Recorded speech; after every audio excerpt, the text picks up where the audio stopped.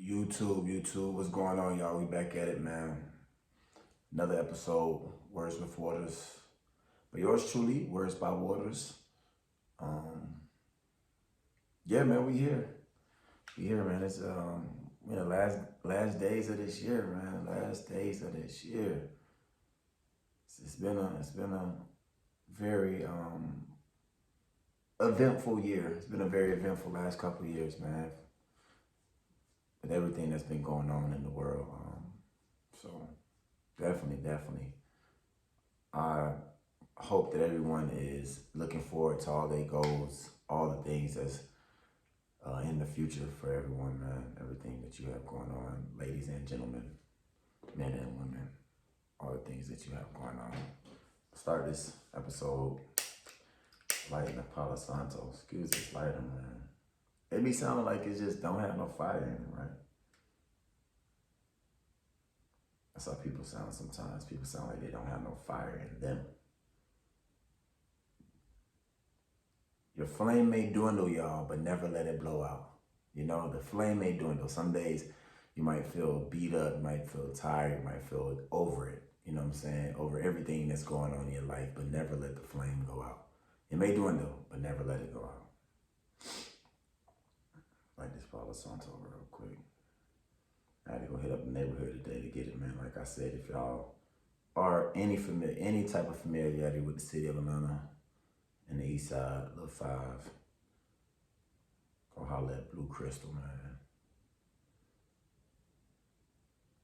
It's actually a pretty famous crystal store actually in America. People come from all over the country to go there. At least when they come to Atlanta, they go there. Go holler at my sis. Yeah, well, I'm getting this lit, man. We're gonna go in, man, and I had this conversation with the homies. For the record, this is the top of the dome topic. And I had this conversation with the homies recently, and it made me think about it because I was talking to my daughter, and I was like, Mamita, like, you know, our kids are half Colombian, so I was like, Mamita, like, I think I should do something about like, just like black men and just how they're dealing with different races. And I thought, I was like, nah, that's not where the energy I'm on right now, you know. And I'm definitely gonna talk about that later on. But I also had this conversation with the homies, and it made me think about this one and what I'm doing today. And it made me think, because I was watching this show, my little boy, sometimes he like to watch like these little shows with like rappers and talking about the beef between the rappers, and y'all see it, which gets so many views, and it's crazy. Like all these like NBA young boy beefing with Lil Durk, all these views would just talk about all these kids killing each other and shooting. You know what I'm saying? And it's like everybody just love to watch drama and love to watch beef and love to watch shooting and violence, but nobody really wants to be in it in real life. You know what I'm saying? It's crazy. It's like we'll rap about like, oh, we about to slide on them and we shoot them and all this, but like motherfuckers that end up in a funeral and none of that energy is there. It's like, keep that same energy, keep that same slide energy. And niggas might think about it, but somewhere along the point within that same conversation of sliding and ops and shooting, you regret that. Whether you're on the side of going to the funeral, whether you're on the side of where you locked up now, you got to pay for it. You know what I'm saying? And I know a lot of people feeling for it, man. I'm from Atlanta. I'm really from Atlanta, man. From the turf all over. And I know, you know what I'm saying, no matter how it may sound, free YSL, free thug, you know, and Gunna just got out. And I know that boy over there, he going through it right now. His family is going through it right now. But that's the same narrative that they put out into this city, that they inherited that. We're inheriting this narrative of sliding and shooting, and like I mentioned before with the whole black people being fearful and the black man being fearful. And in my YouTube short, I was talking about how like it's just a defense mechanism, and it's the same thing, but it's a cycle where we're getting the shit end of the stick, which brings me to my topic of the dome topic today. Is like we all have these ideas of what we envision gangster is like, what we envision gangster to be. Gangster might be the blue bandana for the Crip nigga from Long Beach, or you know, it might be the red bandana from the Blood nigga, or the Damu from Watts, Nickerson Gardens, or from Compton or Bumpton. That's our idea of gangster, you know what I'm saying? Or it might be the dude from New York City with the Timbs and the hoodie, or the dudes from Atlanta with the grills and the dreads and the Chevys or the dope boys. Like, that's our idea of what gangster is. And we get the shit in on the stick because we the ones who get the most incarcerated. We don't get the protection when we go to jail. We not getting treated well in the feds and eating lobsters like how the Italians was when it was in the 50s and the 60s and the 70s. And you know, you might have a few outliers or homeless who might be in prison with the bust down rollie, or might have a laptop or an iPad or a cell phone. You know, just a real small select few who have that, and they still speaking the gangster narrative. And that's the top of the dome topic that I have today, is that, like, black men learn how to be gangster from the white man. We not portraying our foreign version of gangster. We portraying their version of gangster. If you listen to any rap that's out, majority of rap niggas always reference a white man. Jay-Z, they named their whole shit after Rockefeller. Rockefeller was gangster. If you read, like, once again, I'm an avid reader, read till we rich, write until we're wealthy. If you listen to the story of Rockefeller, the shit he did to get to where he got when it came to just the oil companies and Standard Oil and being able to have that there, that was gangster, you know what I'm saying? Like, a lot of the decisions that he made was gangster. The government is gangster. Politics is gangster. Like, and we trying to copy that and then get our narrative of it. Like, the real gangsters that we trying to follow, they all, rap niggas are always, or rap men, rap brothers, rap niggas, always reference a white man when they referencing them in the tracks, you know what I'm saying? And referencing them in the songs and everything like that. They always reference them. They never really reference another black dude. You rarely hear him say something about a black gangster. And if they did, it's like the black gangster was still trying to wear the suit and the hat like Al Capone and all of them, and be able to do that like that to the step of the level of being able to say, like, you know what? We got to be able to, 1 second, instrument. 1 second, YouTube. 1 second. I gotta go handle this real quick. Be back.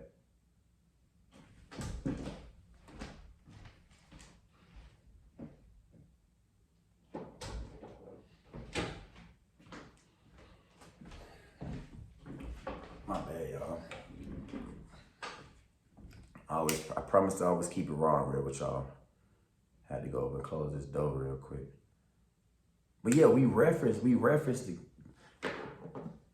their idea and the white man version of what gangster is, and we implement it into our culture. You know, and we take all of this and we take it and we say, well, this is what they say gangster should be like, so we gonna do it. We gonna wear the suits. We gonna get the guns. Like, where do you think we got guns from? Back in the day, we couldn't even afford to have guns. So who you think got the guns? But no matter what, we still trying to kill and be killers and gangsters just like them. So then the young dudes who coming up now, they don't even realize that. So when they sliding and pulling up on ops and having this type of dialogue and this narrative in the community and the city, they thinking it's black. They thinking that, man, this type of murder and this shit is gangsters. Like, we pretending to be like them, but we not even getting the real rewards of what they gangster is getting. You know what I'm saying? The mob, they getting perks and buying the police off and getting political power. And, you know, you got somebody like a local rap artist who could have been big in Atlanta, but he was so gangster that he didn't get big. Rollo, Free Rollo. If you're from Atlanta, like I say, you know who Rollo is. He was trying to create gangster shit, Big Meech. Even when BMF and boys from Detroit, they were closest thing to like a real black mafia. Look how dirty he got off. You know what I'm saying? Now he got a show with, you know, Power and, not Power, my bad, on Stars, and 50 Cent back then. And I'm like, okay, he still didn't get as much as like the current gangsters, the white gangsters, and the ones who we portraying to be like, the freedom and the diplomatic immunity and the power that they get from just making these moves. You know, so I'm saying, like, we learned how to be gangster from white people, from the Italians. The word ghetto didn't even come from us. Like, man, black folks, we from the ghetto. Ghetto was a word that is derivative of Italy and Venice, to when the Jews lived in the ghettos of Venice when they was there. You know, and this ain't something like you can't go Google and look on your own. It's just, I'm pulling it out and putting it at the forefront and letting people know, like, bro, look at this. This is what it really is versus what people telling you and what you really thinking. So to me, people might be like, man, what you mean when you like, oh man, black folks learn how to be gangster from white people? You know what I'm saying? We learned the real game. We were more like tribal. You know, this was our tribe. this is our village. You know what I'm saying? It wasn't like this is our gang. Now you can add that and say, okay, where's gangster? But like I said, when you go back, you're looking at the original gangsters, like the original ones, because you, but even if there was ones that were documented, you can like, oh, look at these books and they motherfuckers ain't pretending to be them. They're not putting them in rap songs. You don't see them on t-shirts. They're not getting promoted. So we can call out a couple folks who, you know, Frank Lucas, and we can say, oh, Bumpy Johnson and all these other niggas, and, you know, Nicky Barnes. We can throw all of the black folks, but even them they were still trying to get a piece of what the white man created. So it's still like our gangster is still derived from the narrative that was created by the lighter colored people. And I can say white, and then I put everybody in the box. You know, I can say the Italians that came over. You know what I'm saying? You can say the Irish that came over, even the Jews that came over, and was like, you know what? Because it all was a derivative of New York City. Because even Al Capone, people know about him from Chicago, but Al Capone, he started his gang knowledge, and he started up running in the streets of 5 Points, Manhattan, and New York. You know what I'm saying? And when they really started in the early 1900s, and then he went to Chicago. So a lot of that was just like the current white folks who were from the white people who were white people in America beefing with all the immigrants who were coming over from Italy and who were coming over from Ireland, and the Jews, and they was all creating the gangs. And black folks were just like, ain't none of this I was really, you know what I'm saying, when it comes to understanding this whole American society that was created for the lighter colored people, and we were to be the burden bearers, like Mr. Martin Luther King said. So to me, I say that because I'm like, bro, we getting the ass in. Excuse me, I'm gonna get some of this water. We are continuing to get the ass in of the deal. What benefits are we getting from being gangsters? If you really know anything, like I mentioned before, Bloods and Crips was a little, what is it, a spinoff of the Black Panthers and trying to protect black people from police brutality. That went wrong. You know what I'm saying? So like, what are we getting? What does being gangsters for us get? We don't get no love when we go to prison. Dudes go to jail, come out super homosexual. You know, and ain't nothing wrong with that. But like, if you only homosexual now because you went to jail and got turned out, then it's like, I guess that's the consequence that come with it, compared to a child being born with having like more feminine energy, so he acts more girly than and a girl having more masculine energy, so she has more masculine, so they choose their sexual preference after that due to their genetics and their chemical makeup. But compared to if you got turned out and you went to jail, and now you just undercover or whatever. So it's like, what benefits are we getting by pretending to be their type of gangster, and we getting the ass in on the deal? And now you fast forward to 2023, 2024, you still got rappers out here going versus this, versus that. Now you got cliques within gangs, hybrid gangs. And it's like, ain't none of this shit ours, y'all. So for me to make a bold statement like that, I know folks understand that shit is real and believe it. But then what? You know what I'm saying? It's like, okay, Waters, you saying all this, then what? Fuck that. Then let's stop trying to be like them down to that. Let's change the narrative of gangster. You feel me? My goal is change the narrative of gangster. Shit, if you gangster can be doing yoga. Gangster can be getting into an MMA class so you feel protected enough to where it might go possibly back to niggas throwing hands. I doubt that ever happens, but we can create our own narrative of gangster. That's what this conversation is mostly about. You know what I'm saying? Now let's talk about solutions, because I don't like to just say stuff and like, oh, he complaining and, you know, like, no, I like to bring solutions into the dialogue in my conversation. So if that's the case, then let's change it and say what we determine the gangster to be. You know, and I'll probably say that for a whole nother video. But like, we can determine what gangster is now. Them motherfuckers old. All them Al Capone, Nicky Barnes, they old, nigga. All the real nigga. Tukey, goddamn, how he Tukey, how he old, nigga. He dead, nigga. You know, Barksdale, Hoover, Fort, they probably ain't gonna ever get out. You know what I'm saying? Them niggas is dead. It's our turn. How the fuck we still using a level of gangster, which was derived from the white man level of gangster? Y'all young niggas, y'all young men, young king, young queens, women, y'all warriors, y'all the real warriors. We can change our narrative of what the fuck we think gangster is. Gangster can say, I want to live long, I want to live well. That's gangster. I want to live past 25. I want to live to be 80. That's gangster. Why we can't change what the fuck we think gangster is now? We still got to use their version of gangster or gangster because I got a blue flag or a red flag. Niggas don't have a motherfucking mind of their own, so they don't want to change what some shit is. I'm a trailblazer. I don't give a fuck. You know what I'm saying? I tell my kids, you know what I'm saying? I don't love y'all to life. I don't love y'all to death. I love y'all to life. Because, you know what I'm saying? Life is for the living, but most people ain't allowed, so they don't know how to live. We can change the narrative of what gangster is. I know it's been hundreds of years, hundreds, and about 200 years of what this current gangster shit came off of. The pistols, the robbing, the RICO charges, this RICO shit that Thug and them going through, that shit ain't new. They was saying Al Capone and them with RICOs. Those were the ones who created the RICO charge. You know what I'm saying? So they was the real organized crime. That's what RICO, the CO and RICO's organized crime, you know? So we pretending. That's all I'm saying. We pretending to be these motherfuckers. And once again, that's not nothing new to us. And I hope all races of people see this shit, no matter how long it takes to get viewed. Like, we pretending to be gangster. We pretending to be their version of gangster. Let me put it like that. We gangster, but we pretending to be gangster in their manner and what was derived from what was done 200 years ago in the early, late 1800s. So let's say mid to late 1800s, because I can't be early, mid, and late. So, you know, the 19th century and the 20th century. That's what we was on. You know what I'm saying? We still doing that old shit. This shit is outdated. We about to be, fast forward, 80 years from now, I won't be here, but we'll be 2100. 80 years from now, it'll be year 2100. What the fuck is gonna be gangster then? What would we consider to be gangster in the 22nd century?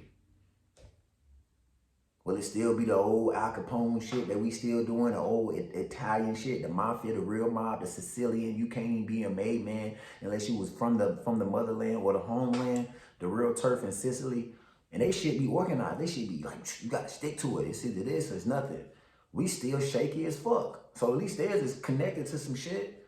They shit is connected to the places that they came from, their original country. Where is our gangster country? Where is our gangster connected to? What is the origin of our gangster? Like, tell me. Once again, comments are always welcome. Love to hear them. Because this is just my view. My view is just one of 8 billion. So it only means as much as it matters to me, and it matters to those that resonate with and care to even fucking care about it. So that was my thing, man. Like, black folks, black men, because black women are only gangsters in the sense of what I'm talking about being gangster, because men are gangsters. You know what I'm saying? So black men, we got our gangster for them. So will we be able to change what we believe gangster is? We can just label this and throw a label and say that's gangster now. You know, because folks for sure won't deny certain shit was gangster 50, 60, 70, 80, 100 years ago. They won't deny it. If you did it, that was gangster. So we're going to keep riding with that. Will that continuously be the narrative? Will we continue that to be the pace and the direction that we go in? Y'all let me know, man. That was my spiel. That was my top of the dome topic, and why I feel that, you know, we stole everything from them, and now we suffering from it. All these kids dying, all these niggas making rap songs, afraid to fight, shooting up everybody on YouTube watching it, getting way more views than mine, which, hey, it is what it is. I ain't saying that to say no type of hate or throwing no salt, but it's saying how powerful that is. And we claiming it like it's our shit. Like, that's the part that gets me. We taking claim for it like it's our shit, but we really ain't even getting the best end of the deal. We not even getting the best end. At least let's get us the best end. You know what I'm saying? It blows me, man. So I got my point across, y'all. You know, I believe I did. So tell me what y'all think, man. Another episode, Words with Waters. Appreciate y'all, man. Appreciate the feedback. We're gonna end this with just throwing some more Palo Santo on the air. And yeah, man, we're gonna definitely change. I am consciously applying effort. And if y'all listen to my last videos, when I say consciously applying effort, that means AKA trying, because I don't like saying the word try. I'm consciously applying effort, y'all, to change the narrative and the definition of what gangster means. We can make out and determine what the hell we think gangster is. Don't be afraid, y'all. You know, have a mind of your own. Words before the like, subscribe, share, follow. All of the above, man. And let me know. That, like I said, let me know what y'all think in the comments, man. Until next time, remember to write your world into existence.